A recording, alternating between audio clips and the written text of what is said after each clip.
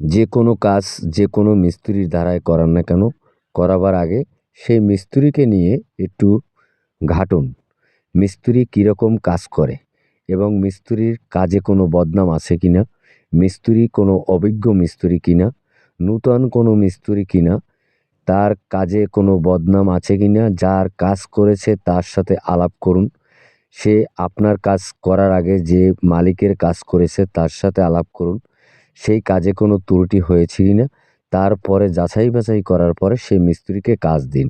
এখন আপনারা হয়তো অনেকেই ভাবতে পারেন যে, "ভাই আপনি এই কথাটা কেন বলতেছেন? এই যে কাজটা দেখতেছেন এখানে আমার ১ সপ্তাহ কাজ হিসাব করে আমি কন্ট্রাক্ট করেছি, সেখানে আমার ১০ দিন লাগছে। এখন এই যে ১০ দিন লাগছে, ৩ দিন বাড়তি লাগছে। আমি এই ৩ দিনের টাকা আমি কোথায় পাবো বলেন?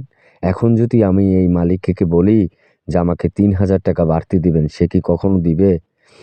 এই কাজটা প্রতিটা জায়গায় বেশকম করেছে। শল, সুতা, মাঠাম, হটকোনা, যেকোনো লেবেল সব জায়গায় বেশকম করেছে। সেগুলো আমাদের সাকসেস করতে গিয়ে ৩ দিন সময় বেশি লেগেছে। তাই বলতেছি আপনারা যেকোনো কাজ যা তাড়াতাড়ি করেন না কেন, আপনারা তার ব্যাপারে জেনে নিন। তাকে ভালো করে চিনে নেন। তার ব্যাড রেকর্ড আছে কিনা সেটা জেনে নিন। তারপর